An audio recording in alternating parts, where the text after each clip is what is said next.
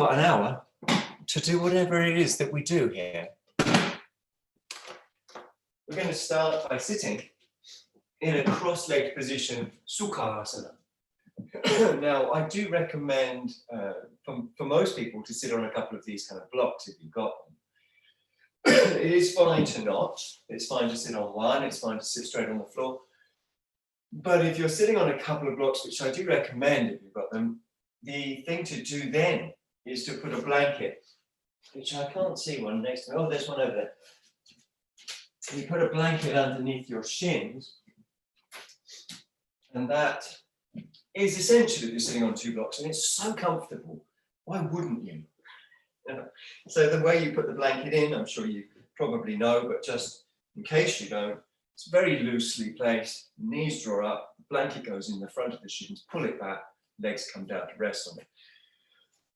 The reason why I recommend sitting on two blocks is because the extra elevation it will give us to the spinal column, great for taking pressure off the nerves, and that produces a subjective feeling that yogins have described as flow in the central channel, which of course is exactly what we want.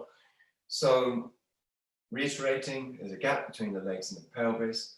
If you've got a couple of blocks, it's great to sit on them, but if you are on a couple of blocks, add the blanket.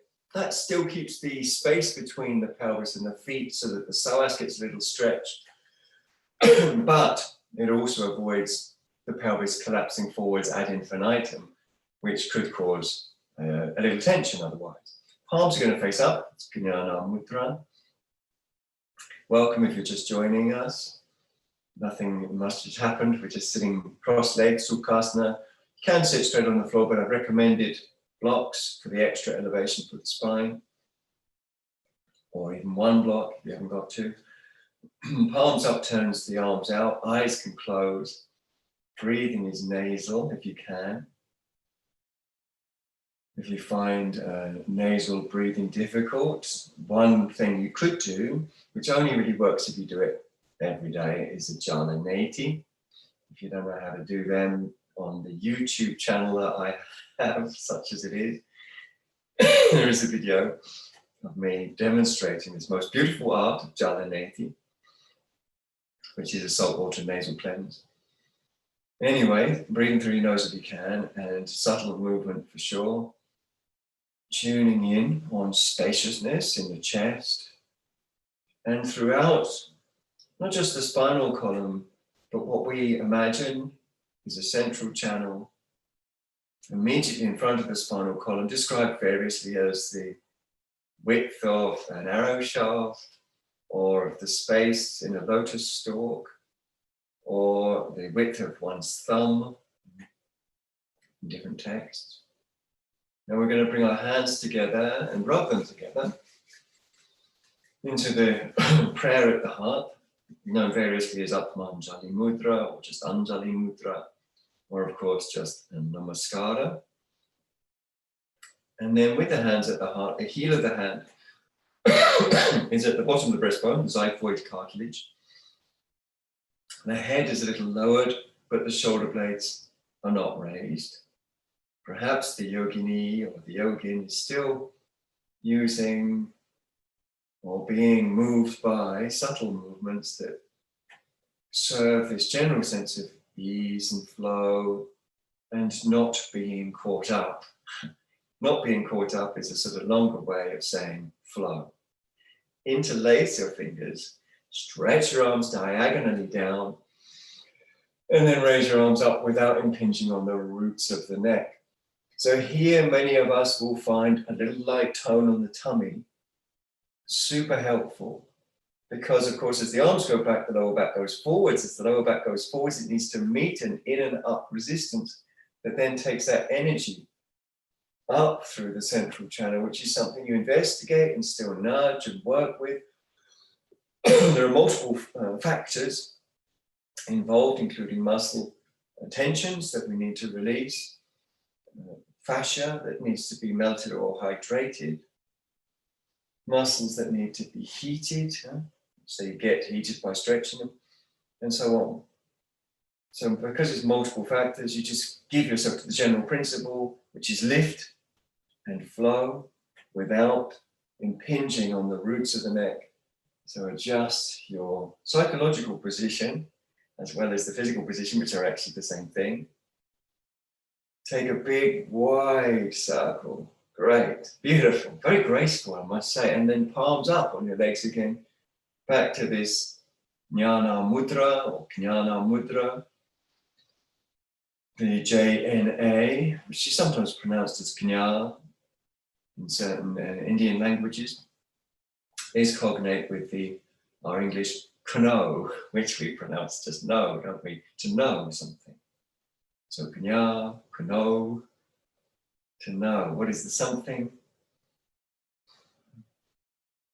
This isn't an abstraction that you've got to get hold of. You can't get hold of it. This is the flow of reality, which you know through giving. That's all. It's the end of that sentence. You know through giving. Now, open and close your fingers, just to bring a bit of movement to the three main nerves that run down the arms. We're going to change, excuse me, the cross of the leg. I'm going to change the cross of the legs and put the blanket back in if you're using a blanket.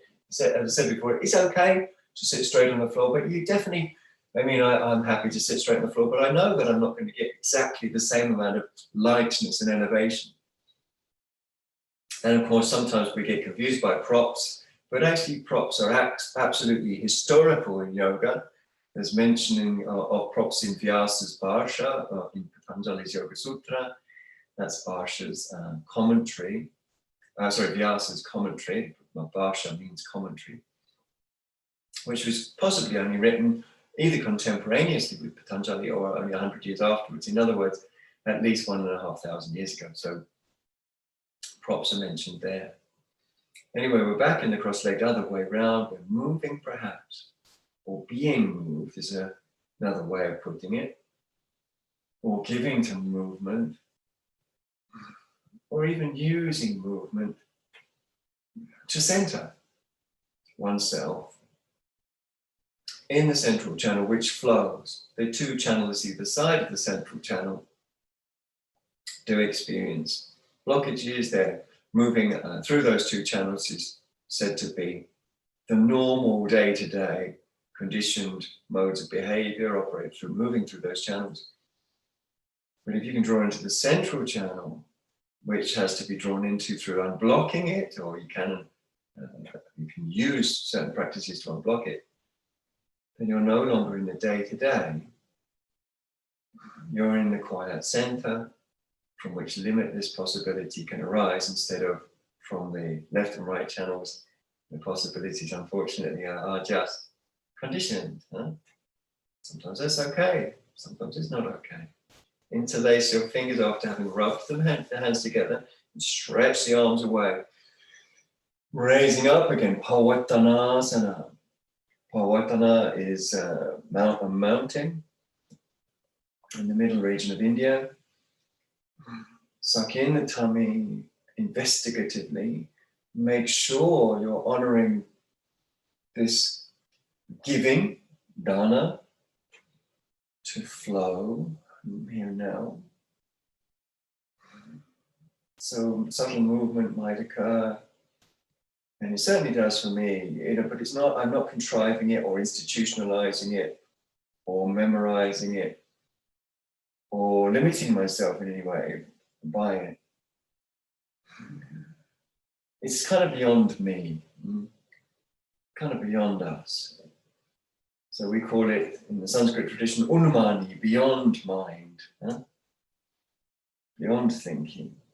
And lots of things are unmani, aren't they? Ordinary things that we know only work by going beyond the mind, by giving. Kissing, dancing, cooking. Those are all things that need to be unmani. Big, wide circle, and thousands of other things. We've only got an hour, I can't list all the things that are unmani. Now we're going to put the blanket to one side, stretch out the legs and give ourselves a little energy bath. That might mean a rub or a pat or a shake or a combination thereof. Make sure it's everywhere. So really spread that energy down your back, across the soles of the feet, wherever you can reach. And do it with a bit of va-va-voom. Okay, so really energize yourself like that. And then hopefully you are on at least one block. I hope you're on two. And if you haven't got two, don't forget you can use blankets folded or even towels. Everyone has towels, I think. I hope. Now we're going to fold one leg back because it's really important to be on some elevation now. You can be on more elevation than I've recommended too. You've got one leg folded back. So that's the sort of virasana position. And then you're going to draw the other leg back and lift up. It makes a beautiful mudra. Of course, in classical or tantric yoga, which is really the foundational forebearer of contemporary yoga in many ways, people would sit in mudras.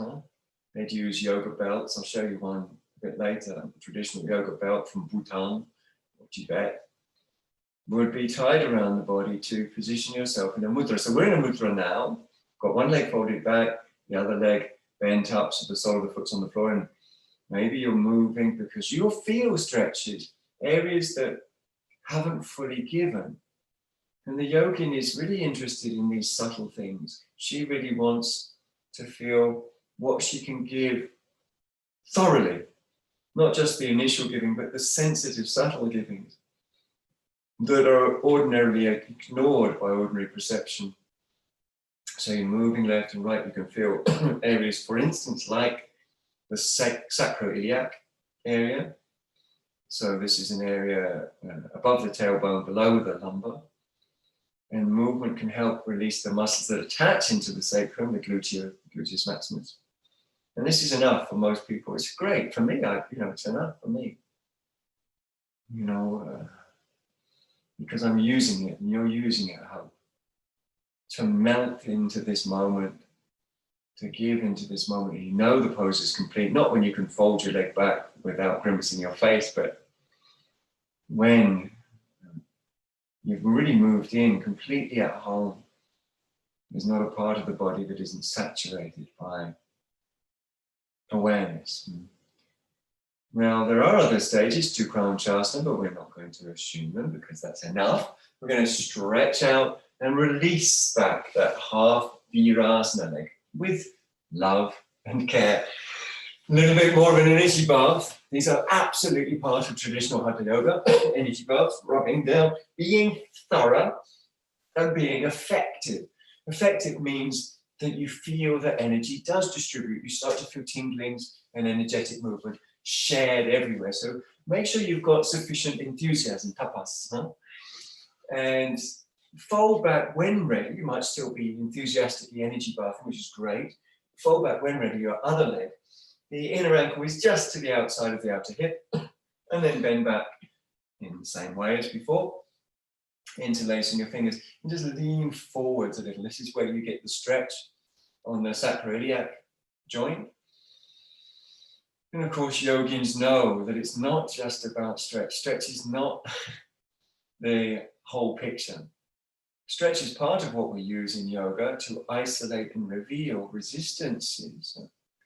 In other words, residues, samskara in Sanskrit, within the nervous system, within the body-mind, that indicate that the body-mind is not empty. It's got stuff in it. It's got bias in it. No problem. You isolate that bias by stretching and moving. You feel little resistances by feeling your breath. And with faith, with shraddha, confidence, you begin to give whatever is coming up to be able to give, right?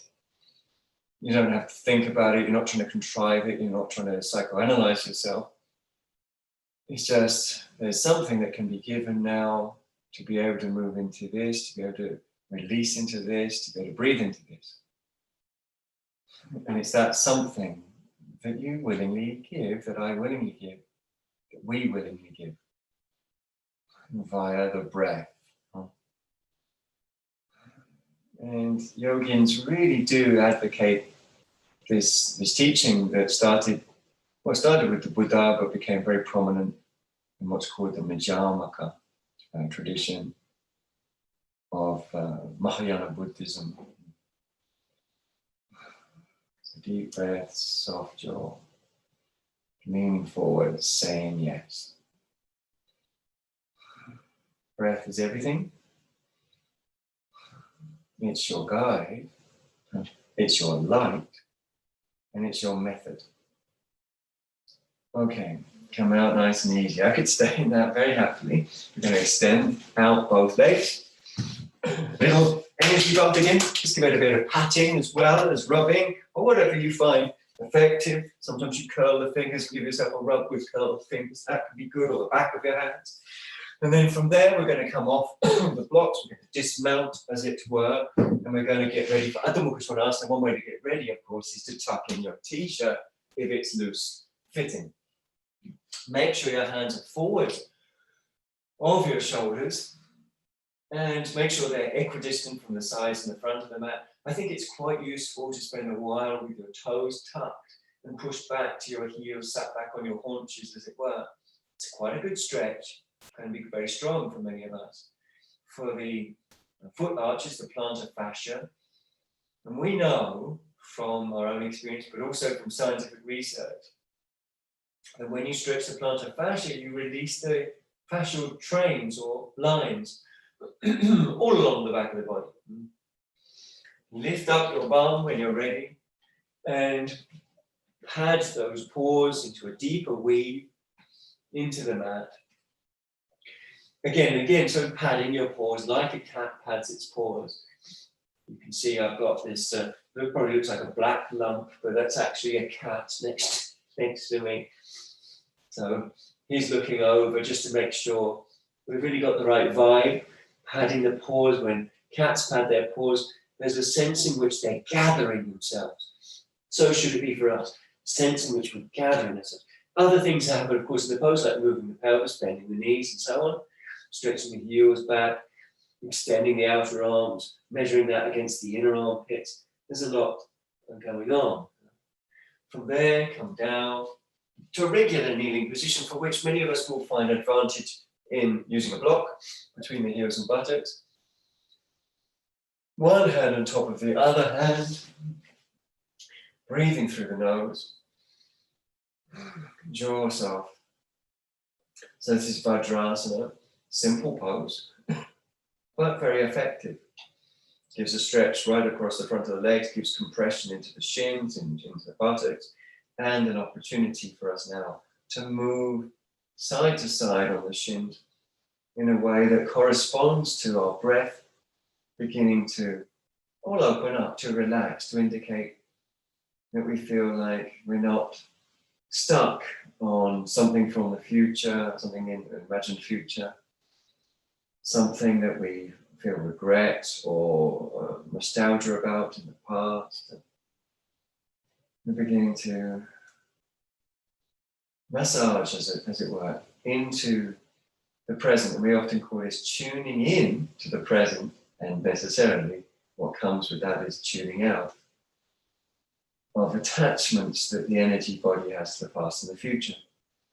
Now we're going to interlace our fingers as we did earlier. Stretch the arms diagonally down.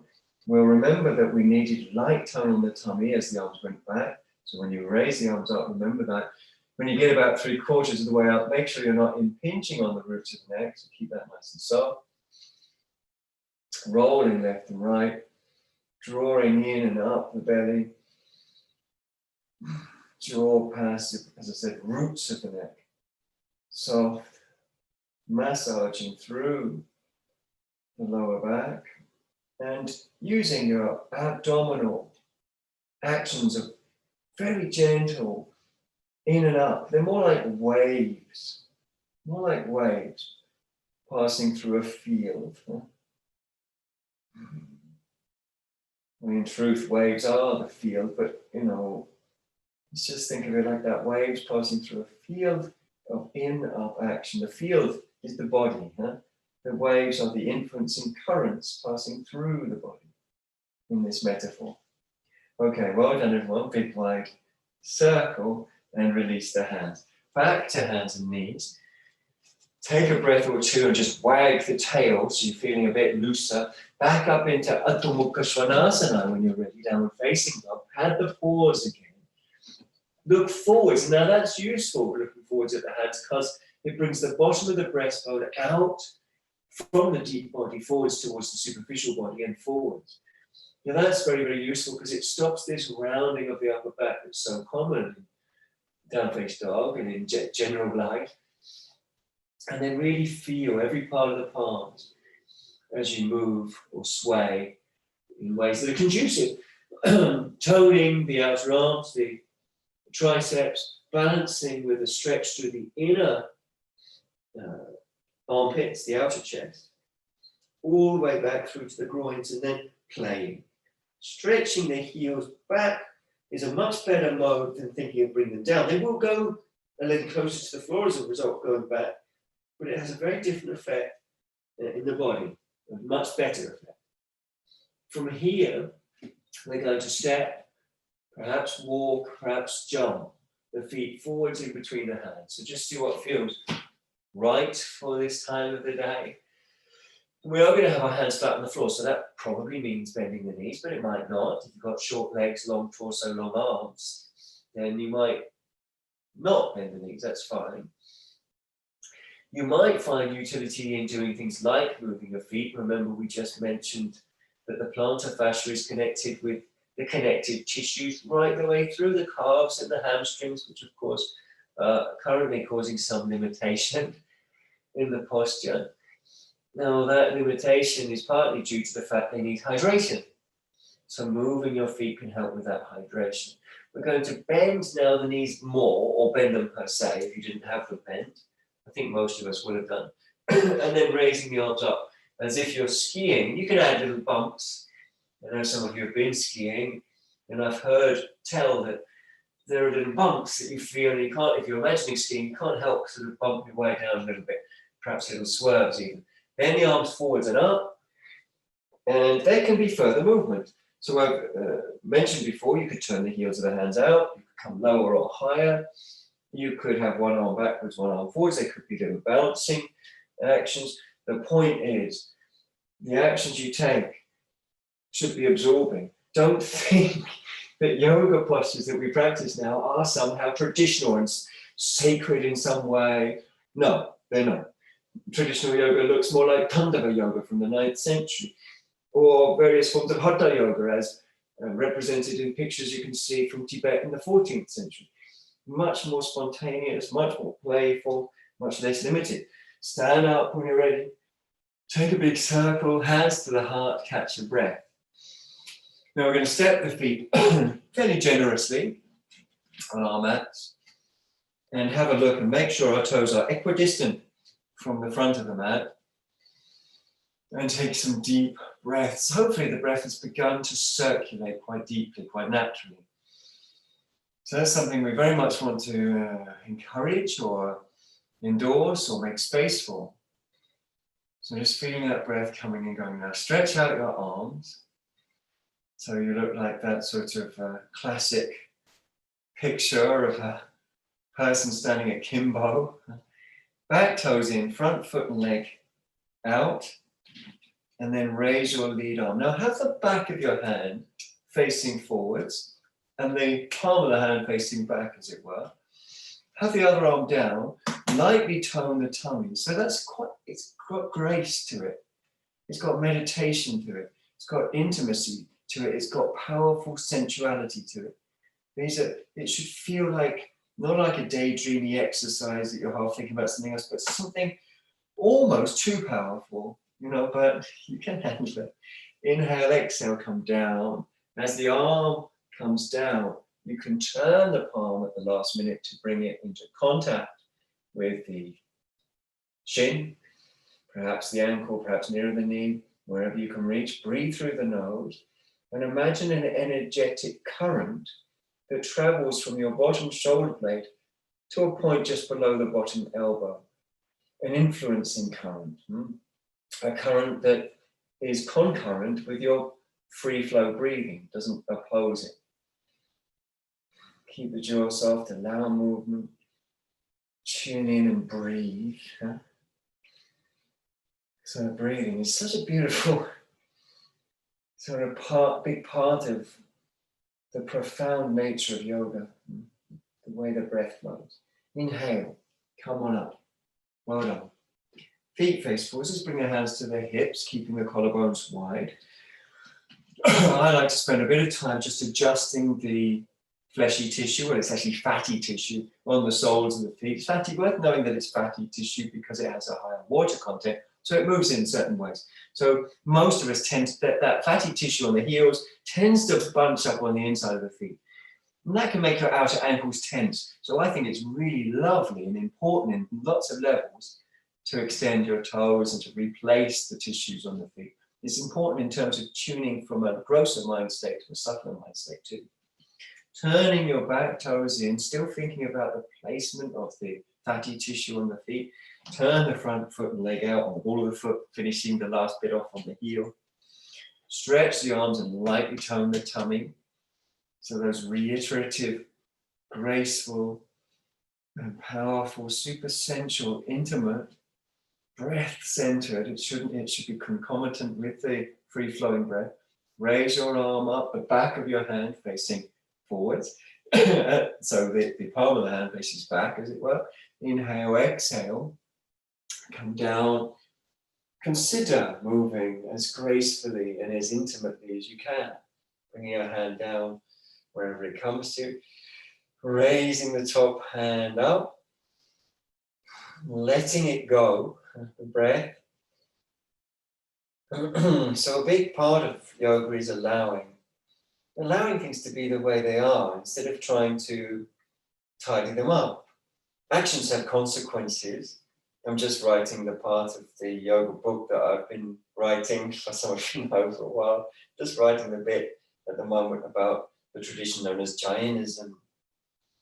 And with one thing sums up Jainism, well, two things sum up Jainism, best of all.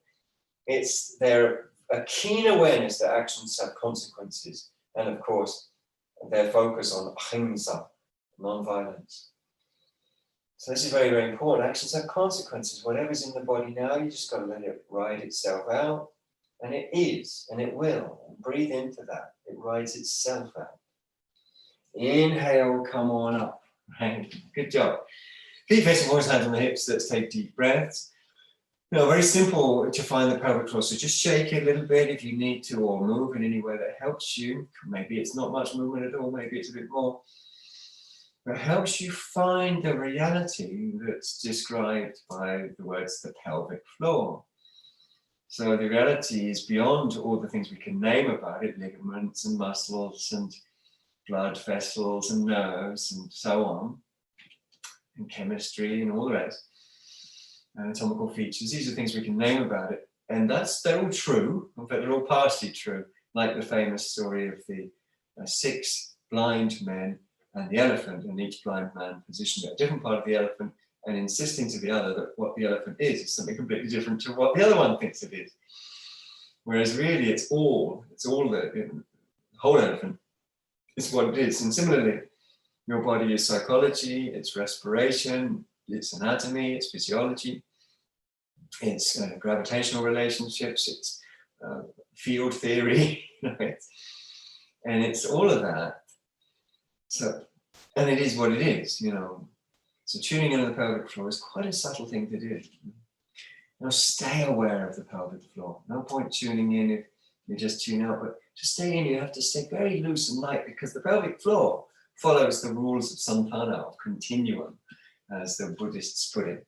Back toes in, front foot and leg out, turning on the ball of the foot first, and finishing off the turn on the heel. Heel to arch alignment, breathing through the nose, staying in touch with that pelvic floor. Bend your front knee and extend it a few times back and forth, hydrating the various fascial and muscle connections, so the myofascia, until you feel that tissue is loose enough from the groin, from the very top near the pubis, for you to come down, bring your elbow down, palm up, tune back in on the pelvic floor, which requires a sort of softening, whereas the mind's habit is to harden and crystallize and concretize our experience. Yoga says you can't know reality that way. You have to soften, because it is a combination of all that I've mentioned and more besides. The mind can't comprehend all of those individually and get the whole thing as one at the same time. Raise your top arm up and over. So we come back to what I've often come back to, the great quote from St. Augustine: don't try and put the ocean into a cup, you've got to throw your cup into the ocean. St. Augustine, I think from North Africa, a great teacher. Breathing deep, playing in ways that are useful, so multivarious choices. Arm comes down, push with your hand on your leg, come up, stay in touch with the pelvic floor, turn the feet forwards, hands to the hips, take deep breaths. So the deep breath is such a lovely thing. Take deep breaths and come back to the pelvic floor, because we're super habituated to concretize, to think good and bad, right and wrong, things about ourselves, ideas and opinions. They're forming and crystallizing all the time. Yoga is encouraging this softness. One way to do that is to stay in touch with the reality that is the pelvic floor, beyond any concepts, whether they be correct or not. They're still correct. This story of the 6 blind men and the elephant is very common in Buddhism and Jainism. Turn your front foot and leg out. So Jainism is very sort of liberal in that it believes all views are correct, in a sense, but in a sense none of them are correct as well, because they don't take into account that all are correct at the same time. Okay, so breathe deep, find the pelvic floor. And that's a philosophy. I'm not saying I subscribe to it, I'm just telling you a bit about Jainism. Bend and extend your knee. Now, what I do subscribe to is surrender, absolutely. And that's facilitated often through massage and movement. And it is going back to, again, the St. Augustine quote that I absolutely stand behind. Don't try and put the ocean into the cup, throw the cup into the ocean. Give yourself, like to a hug, like to dancing, like to a kiss, like to cooking, like to whatever, playing piano, whatever. And then elbow down is still giving. We sometimes call it in Vajrasati yoga listening, responding. Listening/responding, so it's kind of one thing. Raise your top arm if you're ready. Stretch it up and over. Take those deep breaths, use play to massage into it. Multivarious things you could do to help along that path. You could lift the front portion of your front foot, you could lift your back heel, you could stretch out your toes. There's a lot of things you could utilize. If you like, you can look up under your armpit towards the ceiling. Okay, good job. Arm down, push into your leg, inhale to come up, and come up. Feet facing forwards, hands to the hips, deep breaths. So really important to take a few deep breaths, really important in terms of our giving, to find the pelvic floor. So breathing deep, finding the pelvic floor. It's a way of softening ourselves to the living experience. And many people have different ways, playing musical instruments, dancing, cooking, gardening, going for walks, whatever. There's so many different ways. Stretch your arms, turn your palms, raise your arms up without impinging on the roots of the neck, staying in touch with the pelvic floor. It's a surrender. There's no clinging involved whatsoever to feel the pelvic floor. And then the pelvic floor is free to dialogue. Because the relationship between the pubic bone and tailbone is dictated by what's going on in the muscles between those two areas. And the dialogue between those two muscles allows softening and lift and softening to occur through this sort of conversational experience that the yogin experiences subjectively as bliss. Now turn your left toes in, your right foot and leg out, turn your whole body round, and walk your front foot further across the width of your mat. Lift your back heel, externally rotate it before bringing it down. Hopefully you've squared up quite a lot more in that way. You can go as wide as hip width across the width of your mat. And many of us actually should. You shouldn't go narrower than heel to heel under any circumstances. Well, maybe under some abstract circumstances, but it's just not as good for the body to do that. Okay, light tone in the tummy. Focus on the inner groin of the back leg, which is the area we're going to focus on releasing. Inhale, raise your fingers. Exhale, bend your front knee. Some people find utility in raising the heel of the front leg. You might, I don't know. Certainly, however, everyone will find utility in raising the heel of the back leg, temporarily at least, and using movements on the ball of the back foot to tease the tissue of the inner groin, the back leg inner groin. Tease that tissue around using the movement of your back foot. Sometimes we're exclusively balanced only on the ball of the foot, on the big toe side for moments at a time, as we work these tissues round and releasing them round and up. So this is, of course, the incredible, very important, very meditative Virabhadrasana number 1. Inhale, come on up. Pelvic floor in your awareness. Turn back to the front, arms through a big circle, hands to the hips, level your feet, take deep breaths. So really allow yourself to take deep breaths. You know, the request is there from the breath, can I breathe deep? And all you got to go is yes. Like just by giving your body in the present moment, keep saying yes as you raise your arms, turn your palms, lift up without impinging on the roots of the neck so they stay nice and soft. The back toes turn in, the front foot and leg turns out. Walk the front foot further across the width of the mat, lift the back heel, externally rotate it, and then descend it again. Finding the pelvic floor. You can walk up to hip width, across the width of the mat. Most people benefit from doing that. Focusing on the inner groin of the back leg, inhale, exhale, bend the front knee, utilize any movements. For me, for sure, going light on the whole foot, except the ball of the foot on the big toe side, for intermittent moments. I can really use that to work on that inner groin of the back leg, the top of the inner thigh, to work that round through repetition, through intention, and through meditation. Light tone in the tummy, breathing through the nose, repeatedly encouraging that tissue around. In the end, I do end up with my little toe side of my foot touching the mat after multiple movements. That's fine.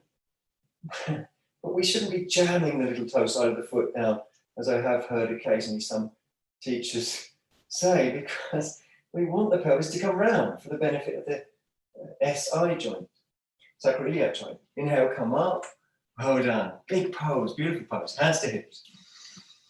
Deep breathe, or allow deep breath.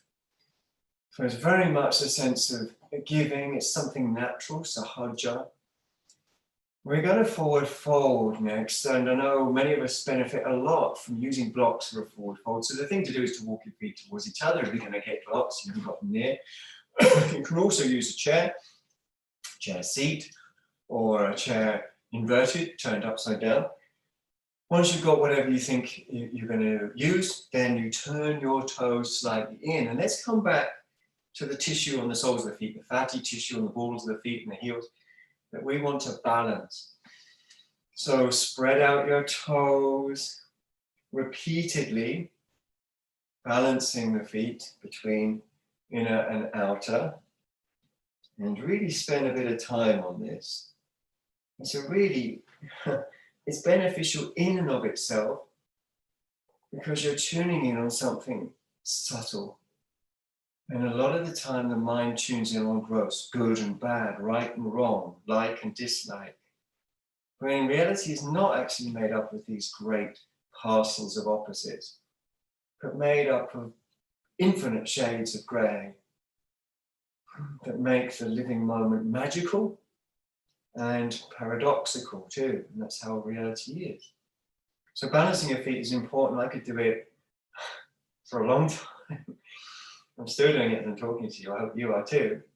But on top of that, we're going to extend up from the top of the inner thighs up through the deep belly. So inhale, lift your chest to do that. Exhale, keep that length, fold forwards, hinge from your hip joints, fold over the top of the front thighs, bring your fingertips down to your blocks or to the floor. If the pelvis moves beyond the parallel to the floor position, that's fine. You can go lower, and it's often right to do that if the pelvis is moved. But to be honest, most of us are much better off with the pelvis at the parallel position because there's beneficial things you can do at that placement. Beneficial thing, number one, is you can open the anterior spine.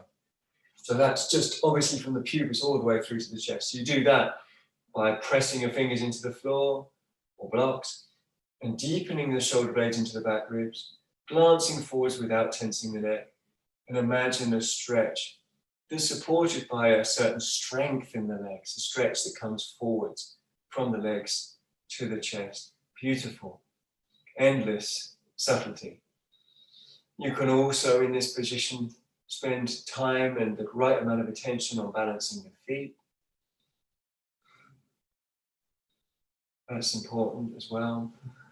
Breath that comes and goes. If you did come lower, come higher again, back to fingertips, and then let's all walk our feet a little closer to each other. Come as high as you possibly can onto the highest point available, fingertips on blocks, whatever you've got. And then calmly come up. Well done, and walk your feet towards each other, left to right, right to left. Give yourself a little kick out, a little movement. Take a belt or a strap because we're going to give our trapezius a little release, which is a wonderful thing to do, and several reasons for that.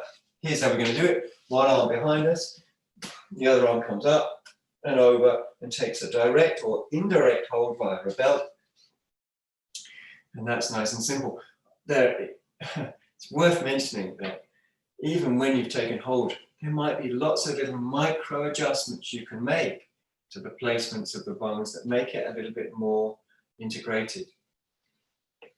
So breathing through your nose, one hand supporting the other, one elbow up, one elbow down, and the beneficiary is the trapezius and other neck muscles on the lower arm side.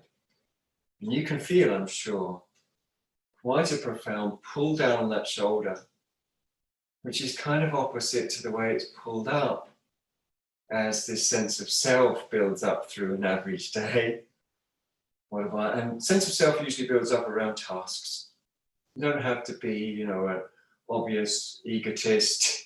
Many of us are sort of not at all obvious egotists and quite shy or humble. But being someone really revolves around jobs as well. If you've got a lot to do, then there's got to be someone who's got to do that. So this is why our shoulders get tight, and with this sense of duty and responsibilities. They also foster this sense of being someone. So the benefit here is as you hold the shoulder down, as we are, and if you breathe into it, if you permit it from not just the muscles releasing, but from the nervous signals underneath what the muscles are doing. That's a profound experience. Okay, slow and easy release. That side, slow and easy release. Take a breath or two, shake out the arms. And obviously the other side, when you're ready, taking hold that way. So don't forget you can use a strap, a dressing gown belt, an old school tie, sarong, there's a tea towel. You always got something there that you can use. And then breathe through your nose and feel the depression of this shoulder, how it's really pressed down. And what a contrast that is to our day-to-day sense in which that rises and rises with this sense of being somebody, even if you don't have an overt job, if you're retired or, you're not working at the moment for one reason or another. There's still these senses in which we feel we have to be somebody's parent, be somebody's partner, be somebody's family member. being somebody.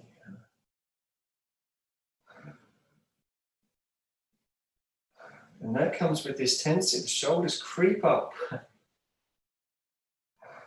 because we're shouldering those responsibilities, right?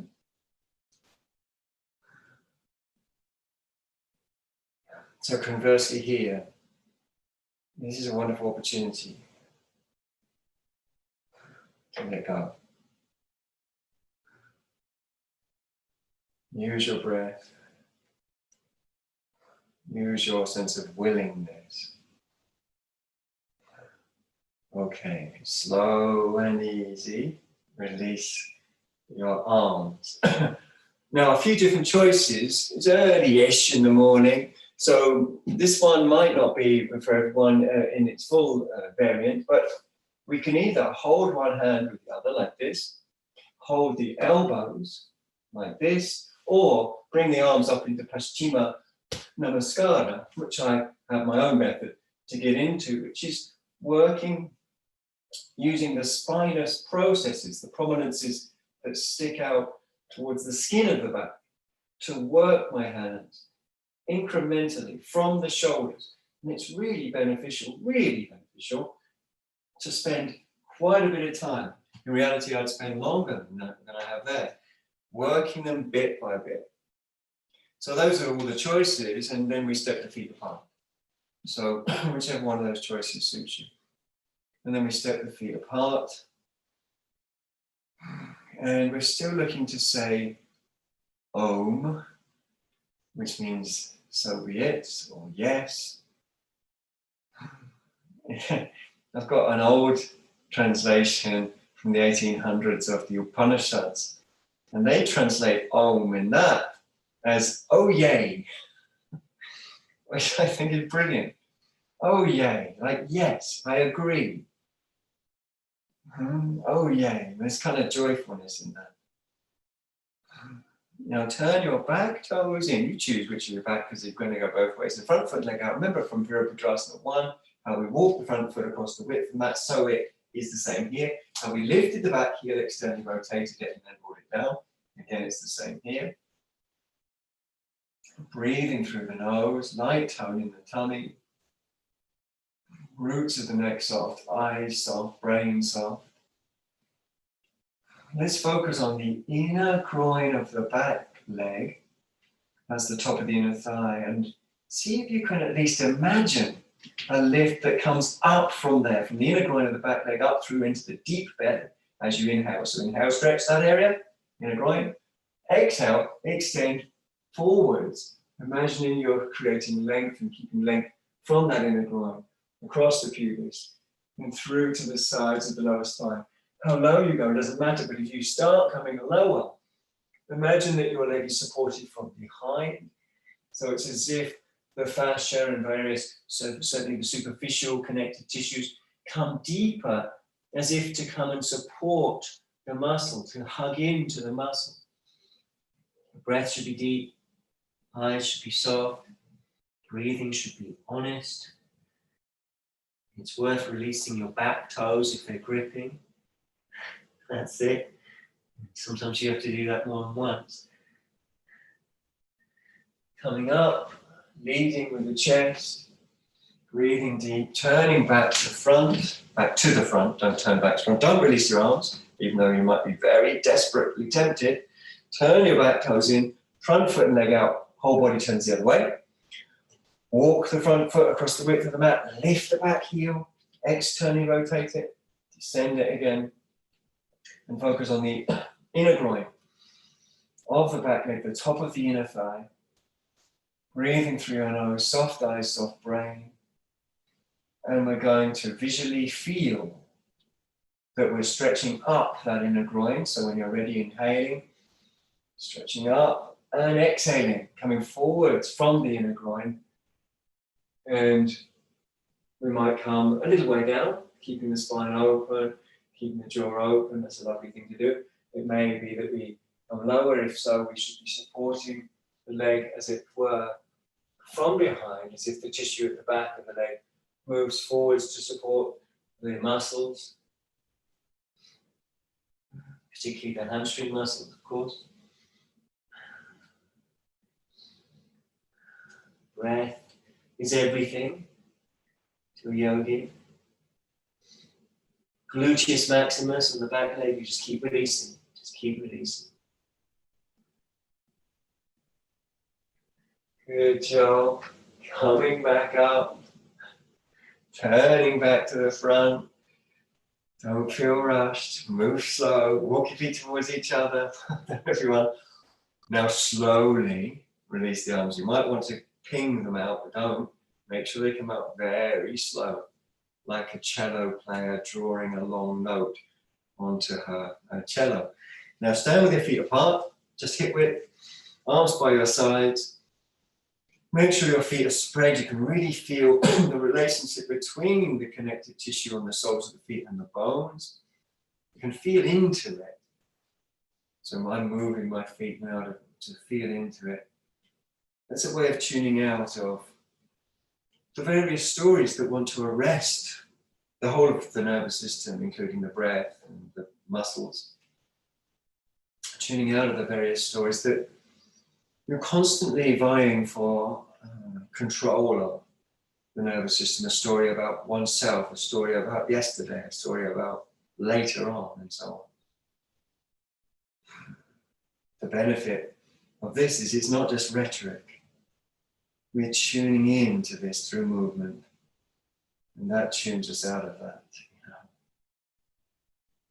And this is ungraspable. And so grasping is negated, and the Buddha said that grasping is the cause of all mind-created suffering. Let your arms float a little, as if you're sort of gently flapping them, and then begin to turn them. And at a pace that feels right to you, you can bring them up, you can move them in any way that helps to hydrate them, sometimes pumping out the hands as if you were sort of elated, fist pumping, or turning the hands in and out, or sort of Muppet Show movements like Kermit's Muppet Show, whatever. Light tone in the tummy, get some height. You'll probably feel, those of you who are in a subtle mood, will feel the very powerful aliveness beyond grasping, beyond self, in the pelvic floor. It's almost too powerful when you feel it. And let it be too powerful, Let it sort of overcome you. That's what we need. We need a force that's stronger than the force of habit, of being somebody, to overcome us. And that's where the goddess Kundalini comes in. Take a big, wide circle back to the heart, catch your breath. Maybe there's a bit of movement, maybe there's not. Catch your breath. Jaw soft, throat soft, tongue soft. Release your hands and bring yourself down to a seated position. We're going to do a little practice in Siddhasana, not too long because we're very efficient to finish on time on this class. Sitting on a block, if you've got a brick block, that's kind of ideal. But you can use whatever. The thing about a brick block is it's a little bit higher and it doesn't extend out as far as the other kind of blocks. So that's useful.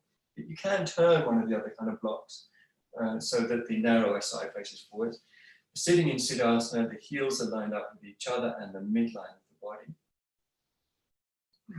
We're going to lower the head and shoulder blades too, while rising the chest. Nasal breathing. I'm going to do a fairly brief channel cleanse. The summary of the whole practice is when you breathe in, you imagine it as green light, and you imagine that green light is purifying. Okay, that's the rule for breathing in. When you breathe in, you imagine that accompanying the breath, coming in with the breath is green light. Okay, it's down through the channels, whichever channel we'll be working on, and that light is purifying.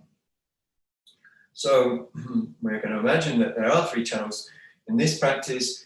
One is correlating to the left nostril, one correlating to the right nostril. Let's talk about those two channels briefly. They correlate to the nostrils. Inside the head, they come up, hit the crown of the head on the inside, and then come back down either side of the spine where they co-terminate. They meet each other. And then there's another channel that co-terminates with them down there at the pelvic floor.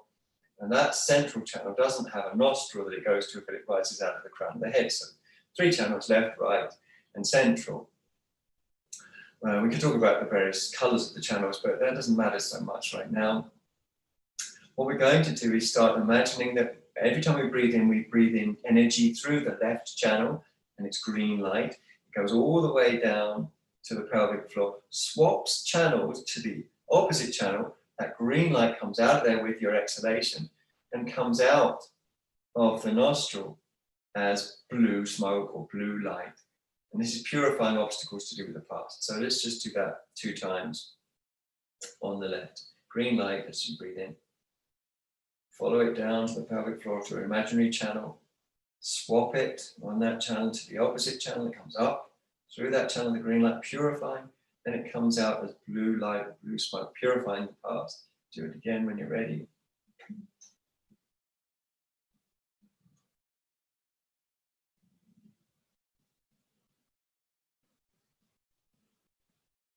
When you've done 2 on that side, 2 on the opposite, exactly the same green light.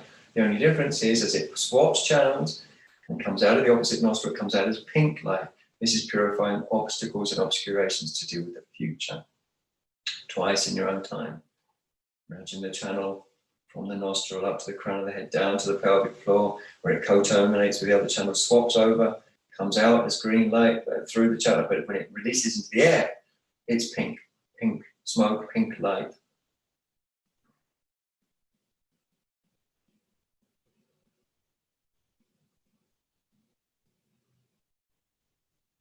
There's often a little kumbhaka, a little retention while we swap it from one channel to the other. The last practice is through both nostrils, both channels simultaneously. We're only going to do it once. Green light through both channels down to the pelvic floor where the 3 channels co-terminate. Let the energy mingle. This is sometimes what's speculated as the root of why we use Hatha Yoga to mean sun and moon. There's more to say about that. But they mingle the energies of the sun and moon, as it were. And then the energies rise up through the central channel, still green light, comes out of the crown of the head as black smoke. It's carbon neutral, it dissolves without any trace to the atmosphere, it's environmentally friendly. It comes out as black smoke, and it's purifying obstacles and obscurations to do with the present. So when you're ready, just one round like that. Both channels in, one channel out through the crown of the head.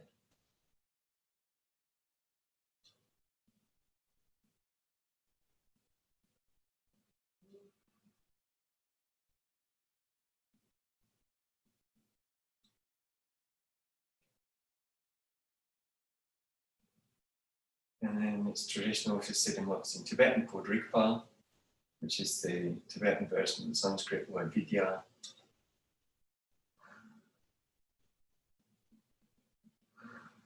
Which is sometimes described as non-duality. In the middle.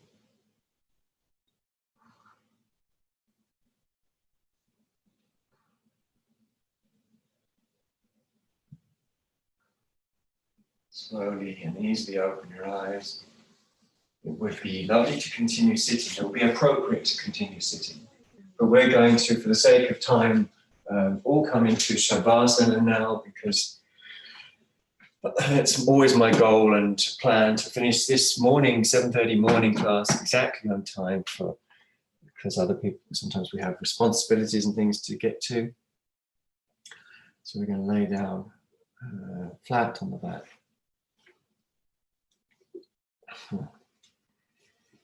Palms facing up, and just a moment really to digest.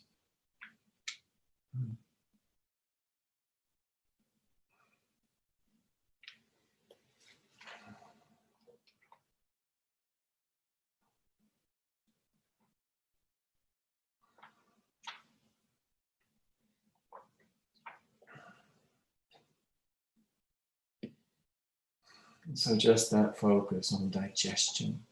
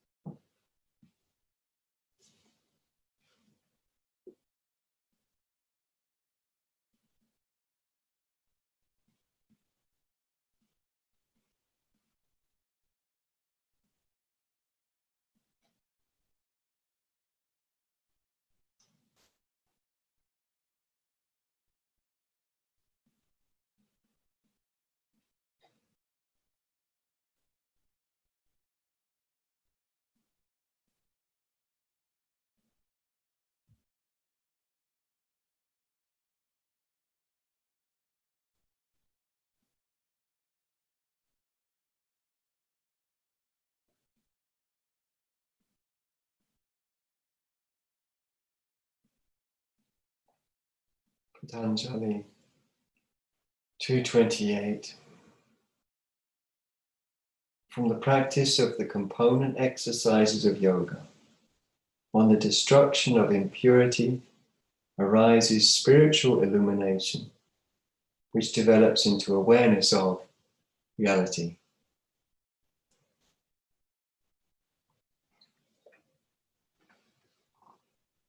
You're at home, so you can lay on if you can. That would be lovely.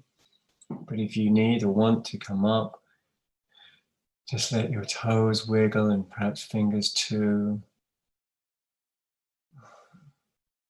And you might bend your legs and place the soles of the feet onto the floor.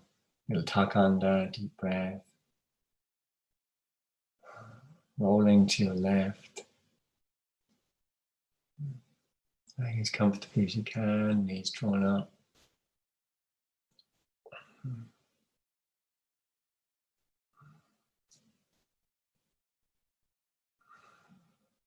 Into your right.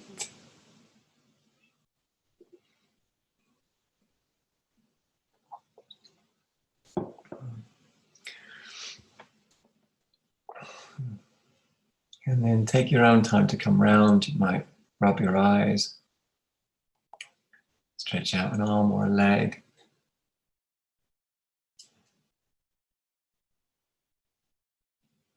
And coming up slow and easy from the side. Thank you so much for your time. It's wonderful to see you all in your various beautiful locations with your guitars and natarajas and your skeletons on chairs and your lovely loft rooms and your pink paint and samantra bhadras and your beautiful mantras on the wall, mandalas on the wall, and lovely faces all around. Thanks very much for your time. Really appreciate it. Oh. Look forward to seeing you soon. Maybe tomorrow at 5. Is it tomorrow at 5? Yeah, tomorrow at 5. Via the Yoga Point website or another day of your choosing. Be happy and well. Thank you so much. Thank you so much. Have a great day. Be good.